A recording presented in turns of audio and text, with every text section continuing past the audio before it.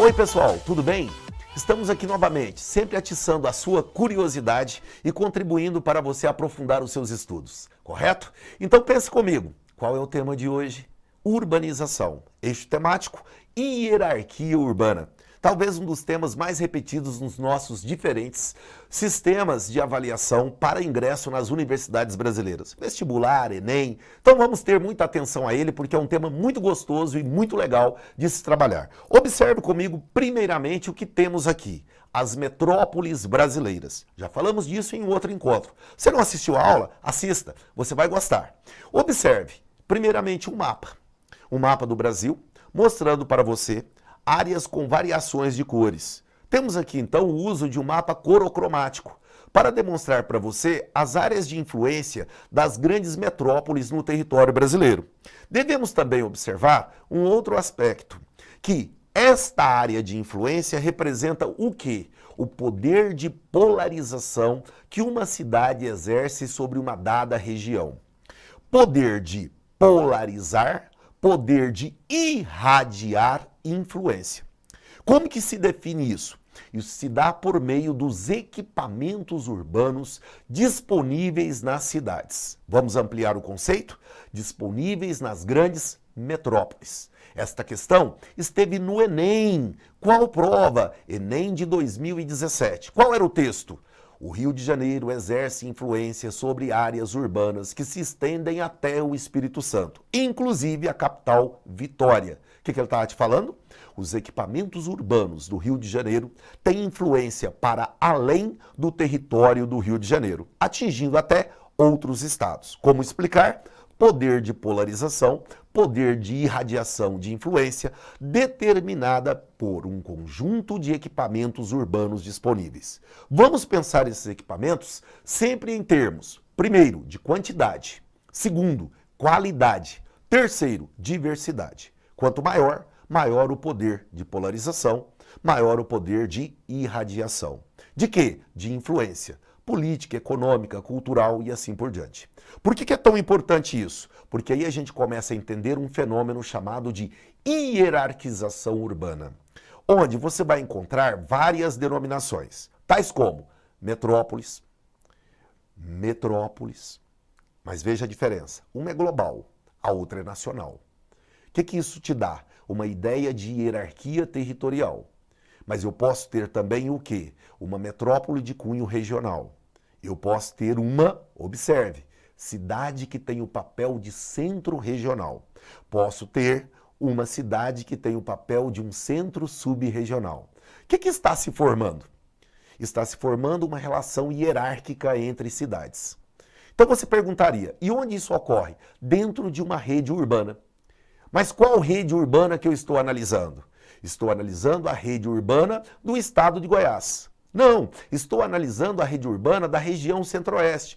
Não, estou analisando a rede urbana do Brasil. Não, estou analisando a rede urbana global. Percebeu o detalhe? Mudou o território, então mudou a rede urbana. Você se pergunta, e o que é a rede urbana? É o conjunto de cidades de um dado território. Então, entre cidades se estabelece uma relação de hierarquia e vai se classificar conforme o território que eu exerço esse poder de polarizar e de irradiar influência. É um território mínimo, localizado, então, de repente, é um poder de influência apenas local. É numa dada região, é num dado estado, é num dado país ou é no planeta? Então, nesse caso, teremos as metrópoles globais ou cidades globais. O que temos então? No Brasil, Rio e São Paulo são aquelas que exercem esse papel. E aí você vai diminuindo o poder de polarização, com os vários exemplos aí citados, como você pode bem observar. O que eu quero então que você busque identificar? Que tal fenômeno se associa ao que discutimos antes, em destaque. Antes onde, professor? Nosso encontro anterior. O quê? Você não está nos acompanhando? Está perdendo, hein? Vamos acompanhar. Veja que temos uma aula sobre esse fenômeno, conurbação urbana. Como eu sei que você está junto, você já sabe, você já está atento, ligado conosco. Mas veja, vamos mudar a forma de representação então. E se isso fosse um mapa? Observe que no mapa eu estou mostrando para você o poder de influência dessas cidades dentro de um território. Isso está associado a quê? A um conjunto de cidades de uma dada região. Como que nós chamamos isso? Rede urbana. Então, está muito claro para você que isso se associa diretamente ao poder de polarizar, ao poder de irradiar influência que uma cidade tem dentro de uma dada rede urbana. Se essa cidade ela está conurbada, quanto maior for essa conurbação, maior será esse poder, exercido por um conjunto de equipamentos urbanos. Veja como tudo se casa, tudo se integra. Então observe essa tela. Relações entre cidades de uma rede urbana. O que temos aqui?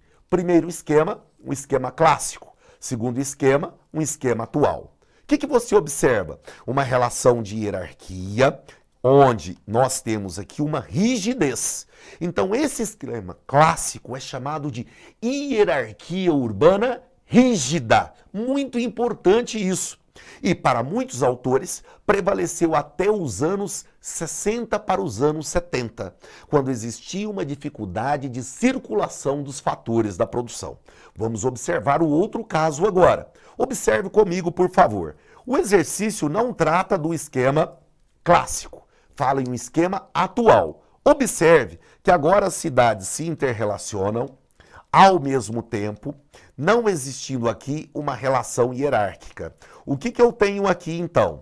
Eu tenho o estabelecimento de uma rede de fluxos diversos, que são fluxos materiais e fluxos imateriais. Então eu devo entender que tal dinâmica está associada a quê? Essa dinâmica está associada a uma outra realidade. Qual é essa realidade? A realidade em que existe um efeito de uma revolução tecnológica que me permitirá relações de trocas intensas, de forma material e de forma imaterial, que vão ocorrer ao mesmo tempo.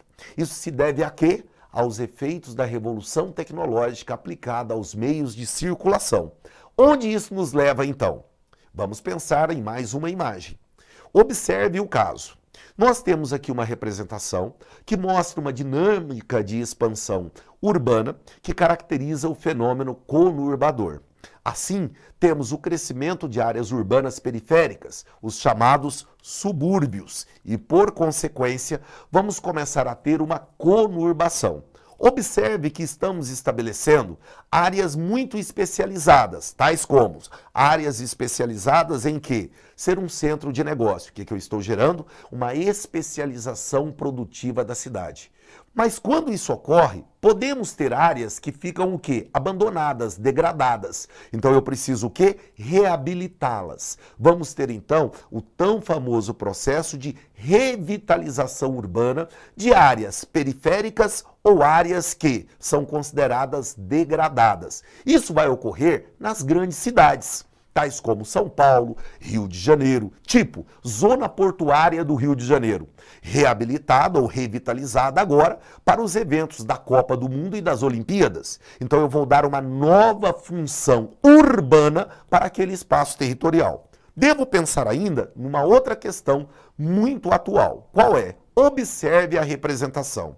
Fenômeno típico de uma cidade global, cujo o seu poder de influência, ele extrapola para todo o território, podendo, inclusive, ultrapassar os limites da fronteira nacional. Isso significa dizer que o que está tornando propício todo esse processo, nada mais, nada menos é do que os efeitos da revolução tecnológica. Por isso, São Paulo se coloca como a nossa principal metrópole global ou cidade global. Você deve também atentar para um outro aspecto. Observe conosco agora. Essas cidades também são áreas de uma grande quantidade de problemas. Em destaque, de moradia, déficit habitacional, desemprego crescente em razão de uma demanda muito maior do que a oferta, dinâmica de segregação. Essa segregação, por vezes, é fruto de quê? Desigualdades sociais. O que mais? Poluição crescente, sonora, poluição visual, poluição atmosférica e, por consequência, as temidas enchentes urbanas em períodos chuvosos. Que mais? Acúmulo de lixo, problema seríssimo. Problemática do saneamento básico, esgoto. Que mais? Trânsito caótico, mobilidade urbana. Que mais? Problemática do transporte coletivo. Ou seja, uma infinidade de problemas. Mas o mais importante aqui é você entender como uma cidade tem o poder de exercer uma forte influência em diferentes territórios. Isso se dá por meio dos equipamentos urbanos e gera uma relação de hierarquia. Vamos aprofundar um pouco mais sobre os problemas em um outro encontro. Aguardo você. Até lá. Tchau, tchau.